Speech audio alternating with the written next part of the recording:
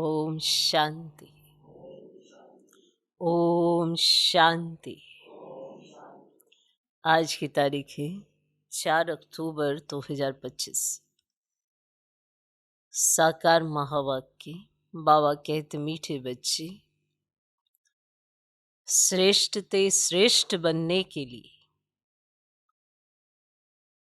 स्वयं भगवान तुम्हें श्रेष्ठ मत दे रहे हैं।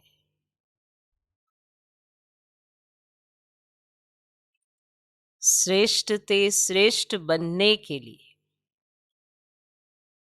स्वयं भगवान तुम्हें श्रेष्ठ मत दे रहे हैं, जिससे तुम नरकवासी से स्वर्गवासी बन जाते हो, जिससे तुम नरकवासी से स्वर्गवासी बन जाते हो। बाबा कहते मीठे बच्चे, श्रेष्ठ ते श्रेष्ठ बनने के लिए स्वयं भगवान तुम्हें श्रेष्ठ मत दे रहे हैं, जिससे तुम नरकवासी से स्वर्गवासी बन जाते हो। आज का प्रश्न, देवता बनने वाले बच्चों को विशेष किन बातों का ध्यान रखना है? देवता बनने वाले बच्चों को विशेष किन बातों का ध्यान रखना है? आप देवता बनने वाले हो, आपको ही ध्यान रखना है, तो वो कौन कौन सी बातें जिस पे आपको ध्यान रखना है? देवता बनना पक्का? पक्का कर लिया? किसके साथ? अपने साथ। तो आपको देवता बनना है, तो किन बातों का आपको ध्यान रखना है? उत्तर सुना? ऐसा तो सबको आता ही होगा, समझदार तो हैं ही। क्या क्या देवताओं में होना चाहिए? जो अभी आप ब्राह्मण हो तो आप में वो नहीं होना चाहिए जो देवताओं में नहीं होता। आप में वो होना चाहिए जो देवताओं में होता है ना? अब पता तो सबको है, कौन ऐसा है जिसको नहीं पता देवता कैसे होते हैं? है कोई ऐसा? कुमारियों को पता है देवता कैसे होते हैं? पांडवों को पता है? उत्तर, कभी कोई बात में रूठना नहीं, कभी कोई बात में रूठना नहीं। शक्ल, जो शिकल होते हैं ना, मुर्दे जैसी नहीं करनी है। शक्ल मुर्दे जैसी नहीं करनी है। किसी को भी दुख नहीं देना है। कहीं कहते हैं हम किसी को कुछ नहीं कहते, बस अंदर से अंदर खुद ही दुखी हैं। तो माना आप वातावरण खराब करते हैं, तो वातावरण आपकी वजह से दुखी है, तो आप सबसे ज्यादा दुखी कर रहे हैं प्रकृति को। माना आप दुखी हैं तो ये मत समझिए कि आप किसी को दुख नहीं दे रहे हैं। आप चारों तरफ दुख के वायुमंडल में हैं, लेकिन आप खुद दुखी हैं तो आप भी उस वायुमंडल को सपोर्ट करते हो दुख देने के लिए। तो अगर आप सुखदाता के बच्चे हो तो सुख देने के वाइब्रेशन दो, पर अगर आप ही दुखी हो तो वाइब्रेशन आएंगे ना। प्रकृति को सपोर्ट मिलेगा? नहीं मिलेगा। वातावरण खराब होगा ना, तो होगा। तो फिर आपने वातावरण को दुख नहीं पहुंचाया, प्रकृति को दुख नहीं पहुंचाया। अगर आप दुखी भी हैं तो आपके कारण कई चीजें दुखी हो जाती है। तो ये सोचना, कहीं कहते हैं कि हम दुखी हैं ना, हमने तो किसी को दुख नहीं दिया, हमको ये बात फील हुई है ना, हमको प्रॉब्लम है ना, हमको खुश नहीं रहना है, हम तो किसी को कुछ कह ही नहीं रहे, हम तो किसी को कुछ कहते ही नहीं है। पर आप किसको तंग कर रहे हो? स्वयं के साथ प्रकृति को तंग कर रहे हो, वातावरण खराब कर रहे हो। तो फिर उसका दोष नहीं आएगा। आएगा या नहीं आएगा? आएगा या नहीं आएगा? आएगा ना। तो किसी को भी दुख नहीं देना है। देवता बनना है तो मुख से सदैव फूल निकले। देवता बनना है तो मुख से सदैव फूल निकले। अगर कांटे व पत्थर निकलते हैं तो पत्थर के पत्थर ठहरे। अगर कांटे व पत्थर निकलते हैं तो पत्थर के पत्थर ठहरे। गुण बहुत अच्छे धारण करने। गुण बहुत अच्छे धारण करने। यहां ही सर्वगुण संपन्न बनना है। यहां ही सर्वगुण संपन्न बनना है। सजा खाएंगे तो फिर पद अच्छा नहीं मिलेगा। सजा खाएंगे तो फिर पद अच्छा नहीं मिलेगा। तो ठीक, आप किसी को दुखी नहीं करते पर स्वयं दुखी रहते हैं तो भी आप बहुत सारी चीजों को दुखी करते हैं। तो आप सोचो कि आप कौन हो, किसकी संतान हो, उन्होंने आपको क्या दिया है। करो इमर्ज। रूठना नहीं है, ये तो पक्का ही कर दो। किसी भी बात में रूठना नहीं। हर बात मेरे कल्याण अर्थ है तो रूठना खत्म हो जाएगा। तो कभी भी कोई बात में रूठना नहीं। और जो शक्ल है वो मुर्दे जैसी नहीं होनी चाहिए। कहीं होते हैं ना ऐसे, कोई अच्छी भी बात कर देगा, कोई वैसी बात कर दो, माना कोई असर नहीं। ना बाप की सुननी, ना बाप के सुनने पर चेहरे पर मुस्कुराहट आनी, अपनी ही सोच में रहना, तब शक्ल मुर्दे जैसी हो जाती है। क्योंकि अंदर से आत्मा रूठी हुई है। फिर उसे कुछ भी कहते रहो, उसे असर ही नहीं होता। जैसे गरम गरम तवे पर पानी का छींटा डालो तो कैसे वो एकदम इवेपोरेट हो जाता है, असर नहीं होता उस पर। ऐसे ही तो मुर्दे जैसी शक्ल नहीं बनानी है कि कोई असर ही नहीं है। तो अगर देवता बनने वाले हो तो ऐसी चलन होगी, और अगर नहीं बनना है, मनुष्य ही रहना है, तो फिर तो कलयुगी दुनिया जैसी चलन होगी। फिर स्वयं भी समझेंगे कि हम कलयुग में रहते हैं, संगम युग पर नहीं रहते। ओके, तो कहाँ बनना है सर्वगुण संपन्न? यहाँ बनना है। भविष्य में तो जब जाएंगे तो वहां तो होंगे ही, लेकिन वहां जब जाएंगे तब जब यहाँ बनेंगे तब उस स्थान पर जा पाएंगे। अगर यहाँ बने हुए होंगे तब उस स्थान पर जा पाएंगे। ओम शांति। नए विश्व व नई दुनिया के मालिक बनने वाले रूहानी बच्चों प्रति रूहानी बाप बैठ समझाते हैं। ये तो बच्चे समझते हैं कि बाप आए हैं बेहद का वर्षा देने। हम लायक नहीं थे। कहते हैं हे प्रभु मैं लायक नहीं हूं, मुझे लायक बनाओ। सभी कहते हैं ना कि बाबा आप मुझे लायक बना लो। अच्छा ठीक है, सब बड़े जोश से कहते हैं आप मुझे लायक बना लो। अब वो जब लायक बनने के लिए शिक्षा देते हैं तो हमें स्वीकार नहीं होती, क्योंकि हम देभान में होते। तो जब तक देभान छोड़ेंगे नहीं तब तक लायक भी नहीं बन सकते, क्योंकि उनका कहा अंदर ही नहीं उतरेगा, तो देभान छोड़ना पड़ेगा। तो हम लायक नहीं थे, इसीलिए प्रभु से कहते हैं कि मुझे लायक बनाओ।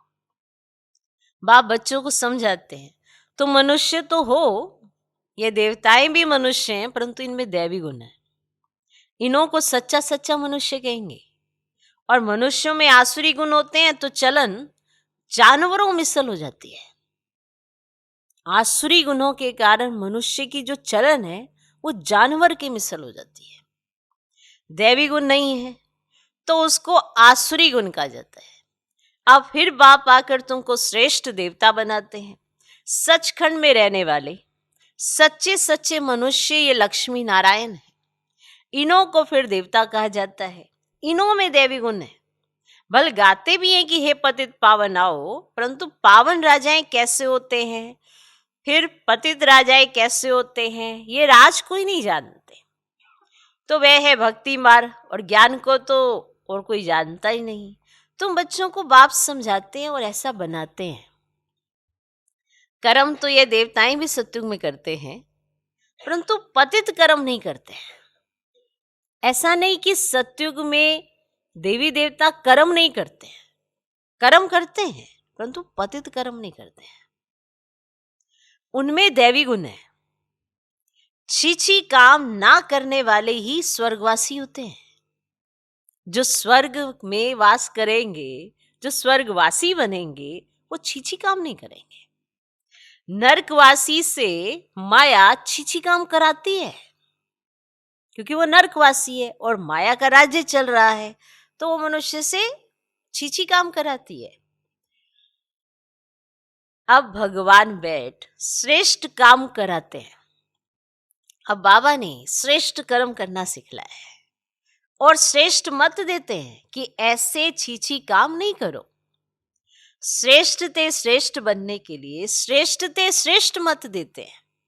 देवताएं श्रेष्ठ है ना, अब रहते भी है नई दुनिया स्वर्ग में। अब ये भी तुम्हारे में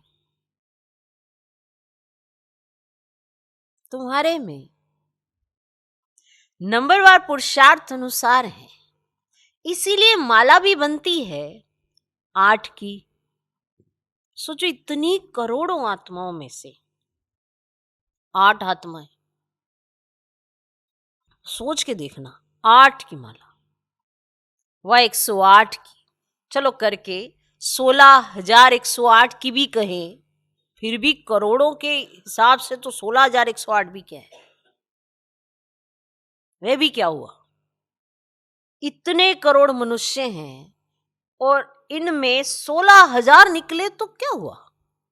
सोचो, अब सोच के देखो, करोड़ों मनुष्यों में से निकले कितने से। आखिर भी ऐसा क्यों है। ये नहीं सिर्फ 16,000 ही पढ़ रहे थे, नहीं, पढ़ तो करोड़ों रहे थे, फिर भी 16,000 ही क्यों। चलो सोचना, तो 16,000 तो 1/4% भी नहीं है, करोड़ों के हिसाब से तो 1/4% भी नहीं हो। बाप बच्चों को कितना ऊंच बनाते हैं।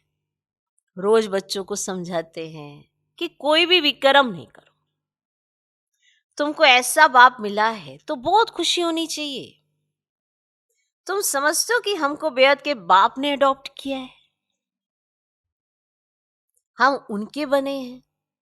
बाप है स्वर्ग का रचयिता, तो ऐसे स्वर्ग का मालिक बनने के लायक सर्वगुण संपन्न बनना पड़े। मानो स्वर्ग का रचयिता है, बच्चे उनके सब हैं, पर आपको उन्होंने पोजीशन देनी है, तो आप उनका कहना मानेंगे तो आपको पोजीशन तो मिलेगी। ऑटोमेटिकली आपके अंदर गुण भी आएंगे, तो आपको तो यहीं पर सर्वगुण संपन्न बनना पड़े।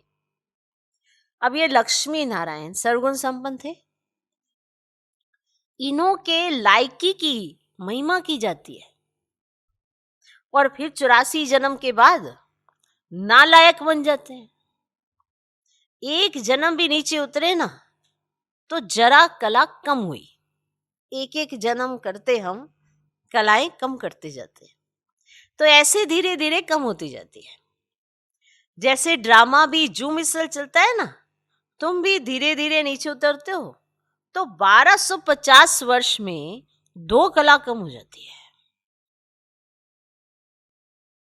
ठीक है। फिर रावण राज्य में जल्दी जल्दी कला कम हो जाती है, मना फास्ट, क्योंकि आप खुद ही देखो कितने संकल्प चलते हैं, और इतने संकल्पों में है कोई कला वाला संकल्प। फास्ट फास्ट सब कुछ फास्ट फास्ट, एक सेकंड में सोचोगे ये करना है, और दूसरे ही सेकंड में उसकी काट सोच लोगे। ऐसा कैसे होता, तो है नहीं, कितना विचित्र है। और उस समय सोचते वही हैं जो करना होता है। सोच पर नियंत्रण होता है। ये नहीं कि देवी देवता सोचेंगे कि नहीं मुझे तो कम सोचना है, ऐसा नहीं होता है। वहां पर उसी चीज के लिए संकल्प उत्पन्न होते हैं जो चीज उन्हें करनी होती है। ये नहीं कि बैठे गद्दी पर है, बातचीत चल रही है और सोच रहे कल पिकनिक पे जाना है। जब वो जिस सिचुएशन में पहुंचते हैं उसके संकल्प उनको इमर्ज होते हैं। तो तूफान तो है नहीं,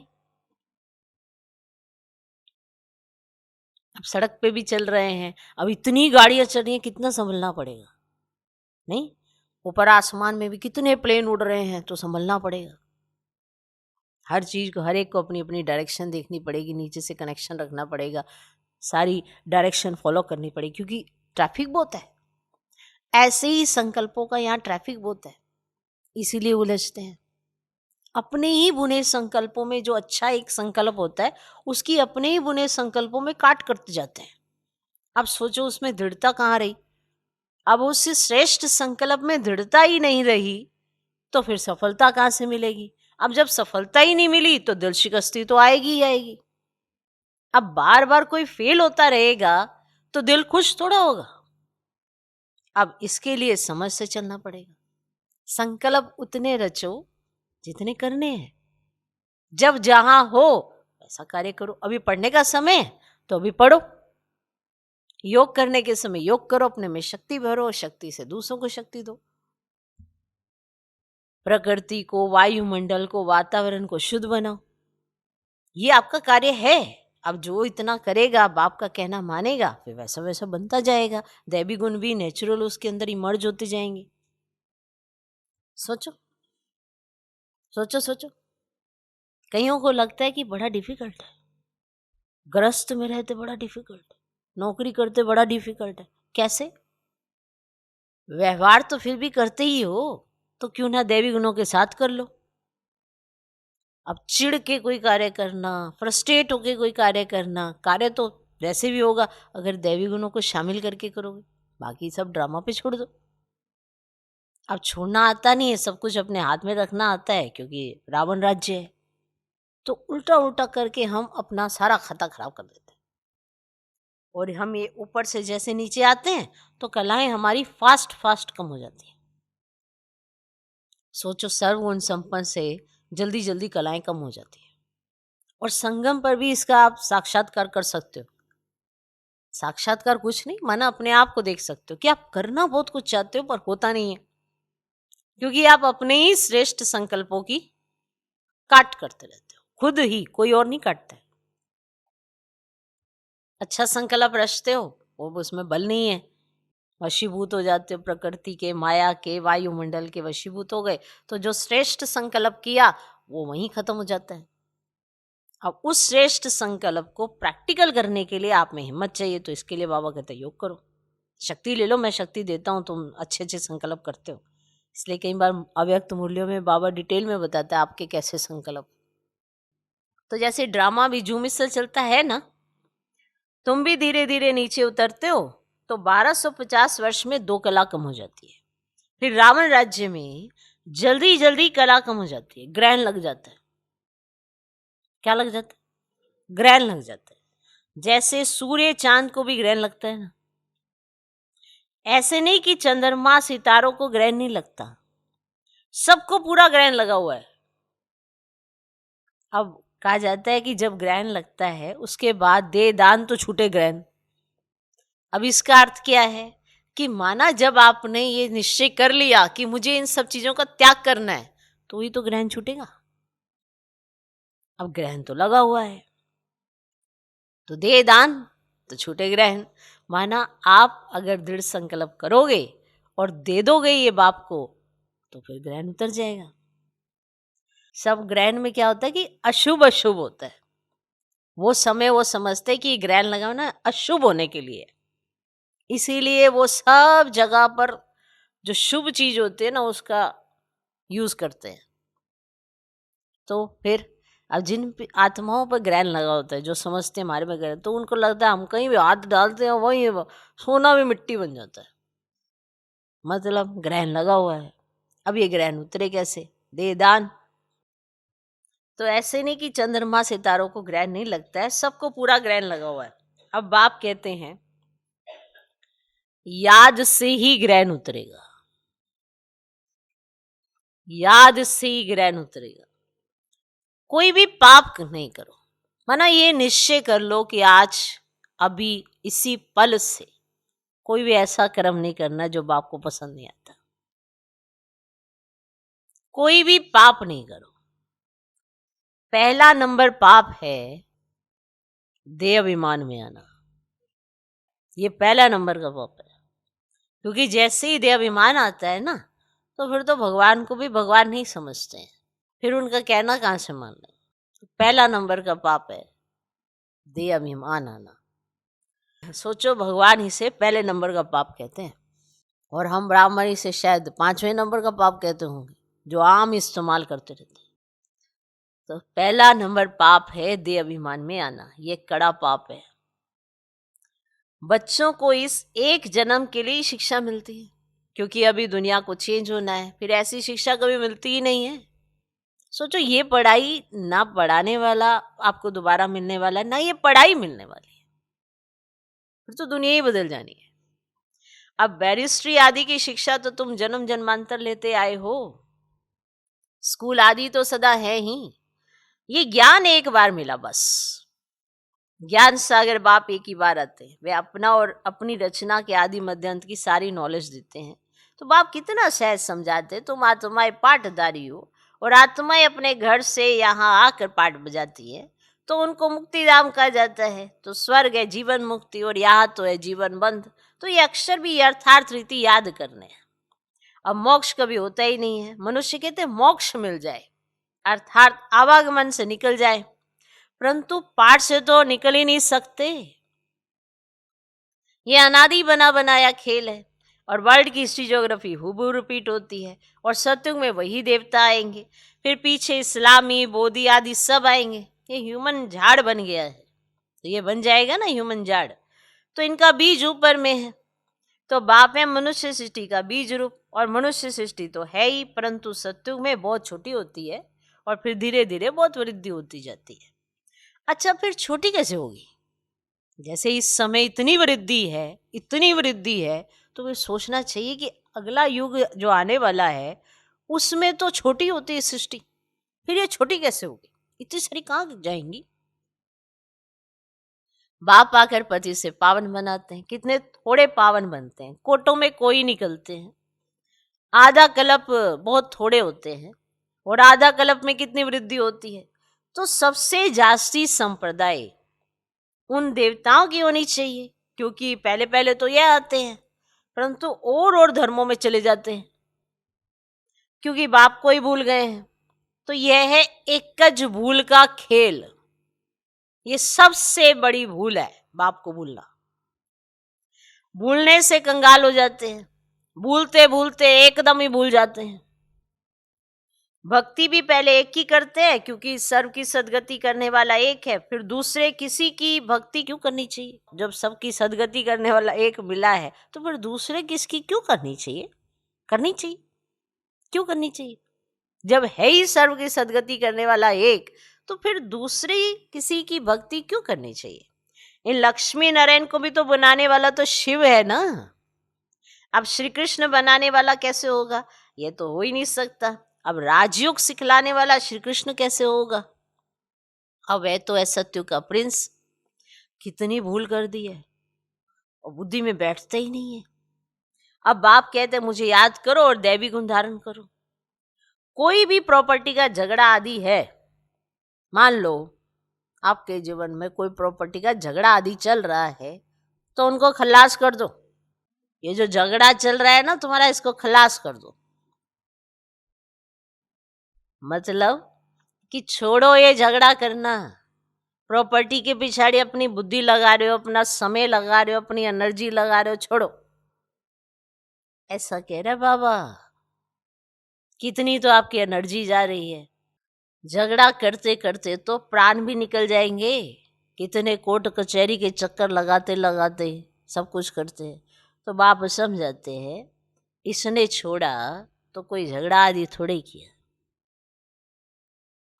ब्रह्मा बाप ने अपने प्रॉपर्टी का कितना ही जास्ती हिस्सा दे दिया भागीदार। क्या झगड़ा करके दिया? समझ में आ गई थी मुझे तो ये चाहिए ही नहीं, लेकिन फिर भी यज्ञ की स्थापना अर्थ तो ऐसे जो उन्होंने कहा ऐसा ऐसा है, बनता है, ये हिसाब बनता है, चलो ठीक है। क्या झगड़ा किया? कम मिला तो जाने दो, उसके बदले कितनी राजाई मिल गई। कई बार कई प्रॉपर्टियों का हिसाब किताब कराने के चक्कर में कितना तो नुकसान हो जाता है। बाबा से हम मिल नहीं पाते और प्रॉपर्टियों के ही झगड़े चले जा रहे होते हैं, तो कितना नुकसान हो जाता है।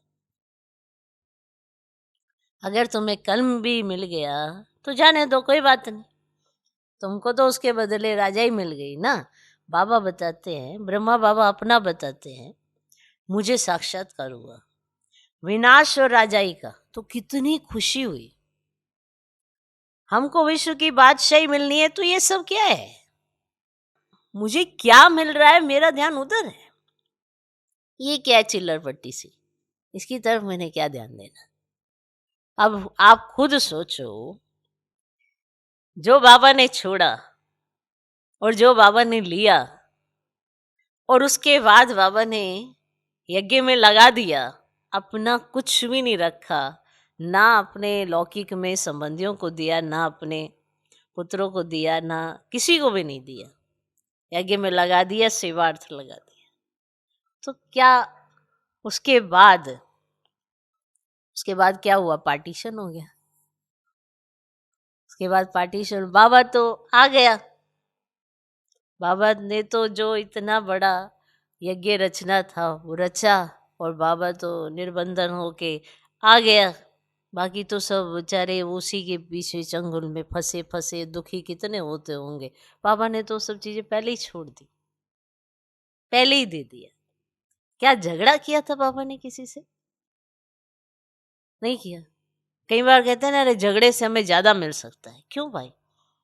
झगड़े से ज्यादा लेके तुम कहाँ लगाओगे?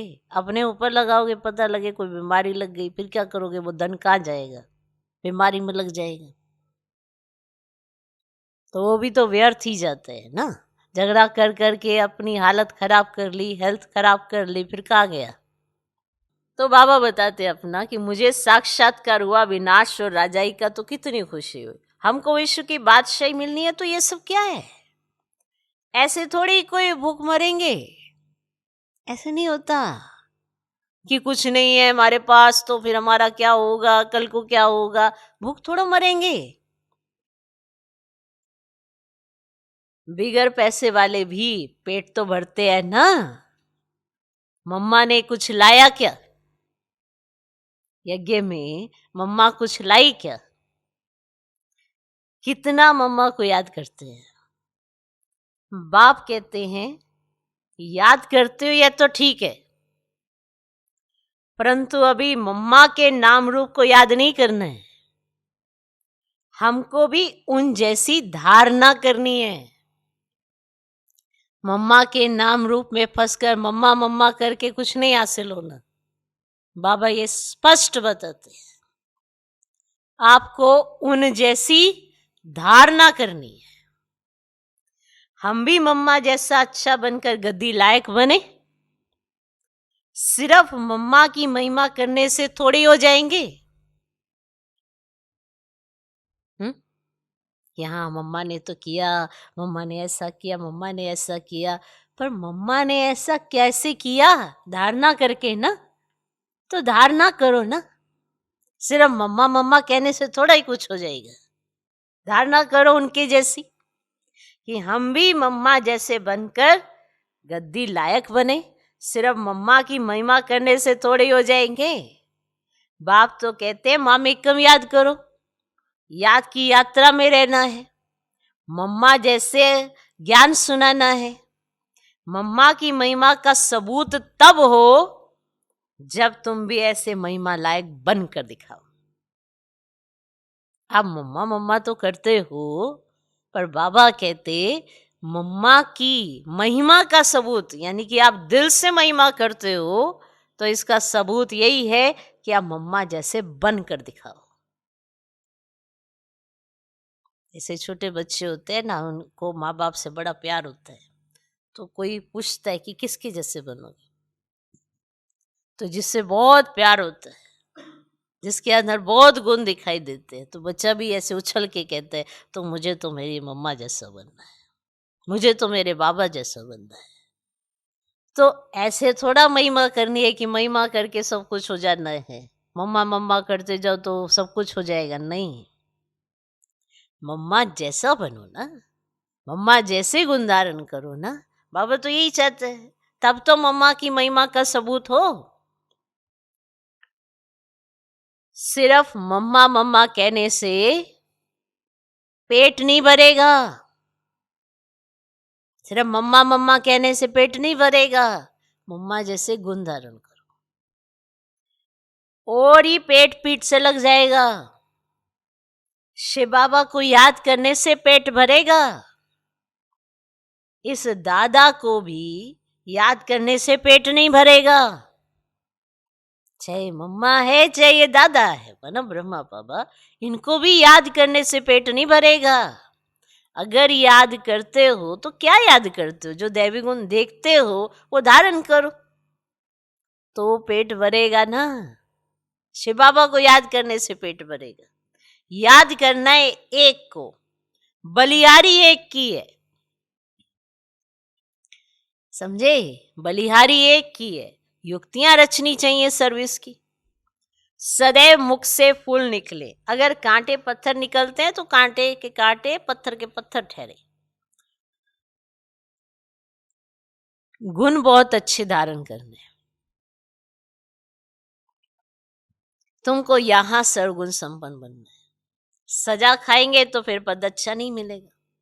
यहाँ बच्चे आते हैं बाप से डायरेक्ट सुनने, यहाँ ताजा ताजा नशा बाबा चढ़ाते हैं, सामने सामने ताजा ताजा नशा चढ़ता है, और सेंटर पर नशा चढ़ता है, फिर घर गए संबंधी आदि देखे तो खल्लास। यहाँ तुम समझते हम बाबा के परिवार में बैठे, वहां आसुरी परिवार होता है, कितने झगड़े आदि रहते हैं, वहां जाने से ही कीचड़ पट्टी में जाकर पड़ते हैं। परिवार में जाते ना तो वहां जाने से ही कीचड़ पट्टी आदि में पड़ते हैं। अब यहाँ तो तुमको बाप भूलना नहीं चाहिए। दुनिया में सच्ची शांति किसको भी मिल ना सके, पवित्रता सुख शांति संपत्ति सिवाय बाप के कोई दे ही नहीं सकता। ऐसे नहीं कि बाप आशीर्वाद करते हैं आयुष्मान भव पुत्रवान भव, नहीं, आशीर्वाद से कुछ भी नहीं मिलता, यह मनुष्यों की भूल है। सन्यासी आदि भी आशीर्वाद नहीं कर सकते, आज आशीर्वाद करते कल खुद ही मर जाते।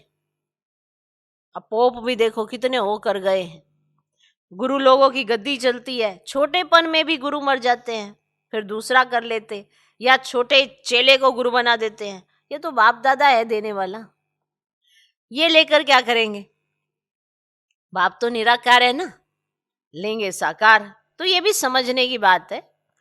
ऐसा कभी नहीं कहना चाहिए कि हम शिव बाबा को देते हैं, नहीं, हमने शिव बाबा से पदम लिया, दिया नहीं। हमने शिव बाबा से पदम लिया, दिया नहीं। बाबा तो तुमको अनगिनत देते हैं,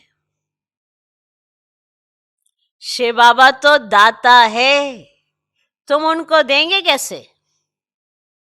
मैंने दिया ये समझने से फिर देवाभिमान आ जाता है। हम शिव बाबा से ले रहे हैं, ले रहे हैं, हमने इतना दिया, हमने इतना किया, हम तो करते ही रहते हैं, हम तो यहाँ भी करते, हम तो वहाँ भी करते, जो भी होता है शिव बाबा के लिए करते ही रहते हैं। क्या दे रहे हो शिव बाबा को, हम तो ले रहे हैं। सोच सोच का फर्क है। बाबा ने कुछ नहीं दिया, मम्मा ने कुछ नहीं दिया, और सब कुछ लिया, क्योंकि उन्हें पता था हम सब ले रहे हैं। तो आप भी देखो, ये गुण धारण करो कि हम ले रहे हैं, फिर आपको ये कभी नहीं लगेगा मुझे ये नहीं मिला, मुझे वो नहीं मिला। आपको मिल रहा है, बस देखना ही नहीं आता। हम ले रहे हैं। मैंने दिया ये समझने से फिर दे अभिमान आ जाता है। हम शिव बाबा से ले रहे हैं, पक्का कर लो, हम शिव बाबा से ले रहे हैं। बाबा के पास इतने ढेर बच्चे आते हैं, आकर रहते तो प्रबंध चाहिए ना। बाबा और कुछ करते? सिर्फ रहने का प्रबंध, बैठने का प्रबंध, यही करना होता है ना। प्रबंध चाहिए ना। वो या तुम देते हो अपने लिए, उनको अपना थोड़े ही कुछ करना है। अब शिव बाबा ने आके रहना है क्या बड़े बड़े महलों में? उनको अपना प्रबंध थोड़े ही कुछ करना है। राजधानी भी तुमको देते हैं, इसलिए करते भी तुम हो। तुमको अपने से भी ऊंच बनाता हूं, ऐसे बाप को तुम भूल जाते हो। आधा कल्प पूज्य, आधा कल्प पुजारी। पूज्य बनने से तुम सुखधाम के मालिक बनते हो, फिर पुजारी बनने से दुखधाम के मालिक बन जाते हो। ये भी किसको पता नहीं कि बाप कब आकर स्वर्ग की स्थापना करते हैं। इन बातों को तुम संगम युगी ब्राह्मण ही जानते हो। बाबा इतना अच्छी रीति समझाते हैं, फिर भी बुद्धि में नहीं बैठता। तो बाबा तो अच्छी रीति समझाते हैं, फिर भी बुद्धि में नहीं बैठता। जैसे बाबा समझाते हैं ना, ऐसे युक्ति से समझाना चाहिए। पुरुषार्थ कर ऐसा श्रेष्ठ बनना है। बाप बच्चों को समझाते हैं, बच्चों में बहुत अच्छे दैवी गुण होने चाहिए। कोई बात में रूठना नहीं, शक्ल मुर्दे जैसी नहीं करनी है। बाप कहते हैं ऐसा कोई काम अभी नहीं करो, चंडी देवी का भी मेला लगता है। अब बाबा के बच्चे बने हो तो चंडी देवी का भी मेला लगता है। चंडिका उनको कहते हैं जो बाप की मत पर नहीं चलती। कहेगी बहुत कुछ, मैं ये करूंगी, मैं ये करूंगी, जब करने की बारी होता नहीं है हमसे, ऐसा नहीं होता, वैसा नहीं होता। उसके पास बड़े बहाने होते हैं। उसे बाप की मत पर नहीं चलने के लिए बहुत सारे बहाने आते हैं। जिसे बाप की मत पर चलना ही नहीं है, जो दुख देती है, ऐसी चंडिकाओं का भी मेला लगता है। जो दुख देती है, यज्ञ में विघ्न डालती है, वातावरण खराब करती है ना, तो विघ्न तो डालती ही है, दुख देती है। ऐसी चंडिकाओं का भी मेला लगता है। मनुष्य अज्ञानी है ना, अर्थ थोड़े ही समझते हैं। कोई में ताकत नहीं, वे तो जैसे खोखले हैं। तुम बाबा को अच्छी रीति याद करो तो बाप द्वारा तुम्हें ताकत मिलती है, परंतु यहाँ रहते भी बहुतों की बुद्धि बाहर में भटकती रहती है। इसीलिए बाबा कहते हैं यहाँ चित्रों के सामने बैठ जाओ तो तुम्हारी बुद्धि इसमें बिजी रहेगी। गोले पर, सीढ़ी पर किसको समझाओ तो बोलो सत्युग में बहुत थोड़े मनुष्य होते हैं, अभी तो ढेर मनुष्य हैं। बाप कहते मैं ब्रह्मा के द्वारा नई दुनिया की स्थापना कराता हूँ, पुरानी दुनिया का विनाश कराता हूँ। ऐसे ऐसे बैठ प्रैक्टिस करनी चाहिए। अपना मुख आप ही खोल सकते हैं। अंदर में जो चलता है वे बाहर में भी निकलना चाहिए। गूंगे तो नहीं हो ना। अब अंदर में ज्ञान चलेगा तो मुख से ज्ञान निकलेगा ही निकलेगा। अब गूंगे तो नहीं हो ना। घर में रड़ियां मारने के लिए मुख खुलता है? घर में रड़ियां मारने के लिए मुख खुलता है तुम्हारा, ज्ञान सुनाने के लिए नहीं खुलता। तो बुद्धि में जो चलेगा वही मुख से बोलोगे। अब रड़ियां तो मार लेते हो, उसके लिए तुम्हारा मुख खुल जाता है, ज्ञान सुनाने के लिए नहीं खुलता। अब चित्र तो सबको मिल सकते हैं, हिम्मत रखनी चाहिए। अपने घर का कल्याण करें, अपना कमरा चित्रों से सजा दो तो तुम बहुत बिजी रहेंगे। या जैसे तुम्हारी लाइब्रेरी हो जाएगी। दूसरों का कल्याण करने के लिए चित्र आदि लगा देना चाहिए। जो आए उनको समझाओ, तुम बहुत सर्विस कर सकते हो। थोड़ा भी सुना तो प्रजा बन जाएंगे। बाबा इतनी उन्नति की युक्तियां बतलाते हैं। तो जो भी आए आपके घर में तो उनको समझाओ, तुम बहुत सर्विस कर सकते हो। थोड़ा भी सुना तो प्रजा बन जाएंगे। बाबा इतनी उन्नति की युक्तियां बतलाते हैं। बाप को याद करो तो तुम्हारे विक्रम विनाश होंगे। बाकी गंगा में जाकर एकदम डूब जाओ तो भी विक्रम विनाश नहीं होंगे। कि बिना याद के मैं विक्रम विनाश कर लूंगा, तो जाके गंगा में जाके डूब जाएंगे ना तो भी विक्रम विनाश नहीं होंगे। कि हाँ अभी थोड़ी देर तक डूब के ही बैठे रहेंगे तो भी विक्रम विनाश नहीं होंगे। यह सब है अंधश्रद्धा। हरिद्वार में तो सारे शहर का गंद आकर गंगा में पड़ता है और सागर में कितना गंद पड़ता है, नदियों में भी किचड़ा पड़ता रहता है, उससे फिर पावन कैसे बन सकते? माया ने ना सबको बिल्कुल बेसमझ बना दिया। बाप बच्चों को ही कहते कि मुझे याद करो। तुम्हारी आत्मा बुलाती है ना कि हे पतित पावन आओ, तो वह तुम्हारे शरीर का लौकिक बाप तो है और पतित पावन एक ही बाप है। अभी हम उस पावन बनाने वाले बाप को याद करते हैं और जीवन मुक्ति दाता एक ही है, दूसरा ना कोई। इतनी सहज बात का अर्थ भी कोई समझते ही नहीं है। अच्छा, मीठे मीठे सिकिलधे बच्चों प्रति मात पिता बाप दादा का याद प्यार और गुड मॉर्निंग। रूहानी बाप की रूहानी बच्चों को नमस्ते। हम रूहानी बच्चों की भी रूहानी बाप को नमस्ते नमस्ते नमस्ते। Good morning good morning good morning. धारणा के लिए मुख्य सर, पहला पॉइंट, मुख से ज्ञान रतन निकालने की प्रैक्टिस करनी है। मुख से ज्ञान रतन निकालने की प्रैक्टिस करनी है। कभी मुख से कांटे व पत्थर नहीं निकालने हैं। कभी मुख से कांटे व पत्थर नहीं निकालने हैं। अपना और घर का कल्याण करने के लिए घर में चित्र सजा देने हैं। आप अपना और अपने घर का कल्याण करना चाहते हो तो घर में चित्र सजा देने हैं। उस पर विचार सागर मंथन कर दूसरों को समझाना है।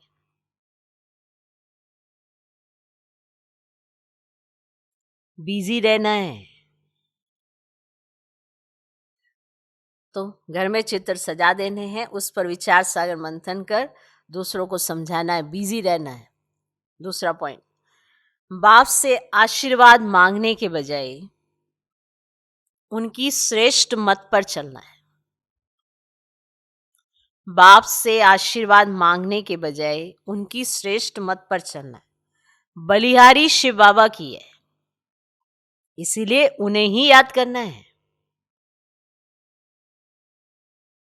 और बाबा ने आज विशेष बताया कि महिमा जो करते हो ना, उसका अगर सबूत देना चाहते हो तो उनके जैसे गुण धारण कर लो।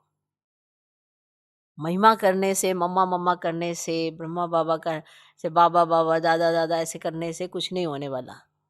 याद तो तुम्हें शिव बाबा को ही करना है, पर अगर उनमें दैवी गुण देख रहे हो तो उनको अडॉप्ट करो। तो बलिहारी शिव बाबा की है, इसलिए उन्हें ही याद करना है। ये अभिमान ना है कि हमने बाबा को इतना दिया, हमने तो इस बार इतना लगाया, इतना दिया। ये अभिमान ना है कि हमने बाबा को इतना दिया।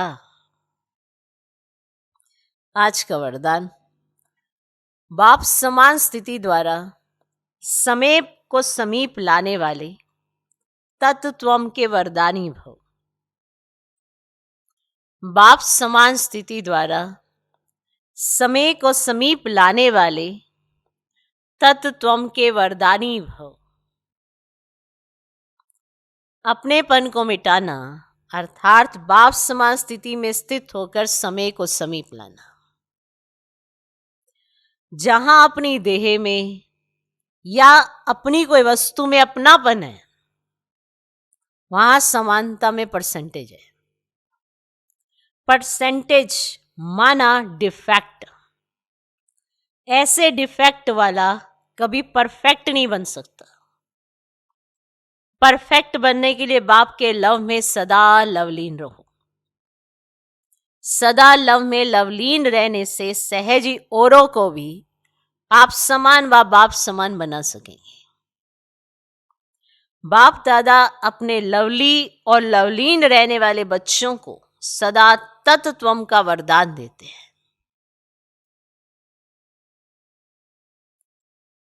परफेक्ट बनने के लिए बाप के लव में सदा लवलीन रहो। सदा लव में लवलीन रहने से सहज ही औरों को भी आप समान व बाप समान बना सकेंगे। बाप दादा अपने लवली और लवलीन रहने वाले बच्चों को सदा तत्त्वम का वरदान देते हैं। आज का स्लोगन, एक दो के विचारों को रिगार्ड दो तो स्वयं का रिकॉर्ड अच्छा बन जाएगा। कई बार हम किसी की बात सुनते ही नहीं है, रिगार्ड तो बड़ी दूर की बात है। जैसी कोई बात करने लगे तो उसकी काट, क्या होती है? काट। और जब काट होगी तो रिगार्ड कहाँ होगा? तो पहले सुनो, विचार करो, एक दो के विचारों को रिगार्ड दो तो स्वयं का रिकॉर्ड अच्छा बन जाएगा। सुनते हैं सब की बात, विचारों को रिगार्ड देते हैं?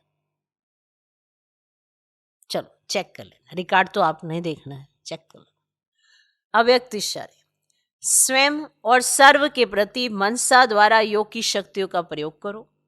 मनसा सेवा के लिए मन बुद्धि व्यर्थ सोचने से मुक्त होना चाहिए।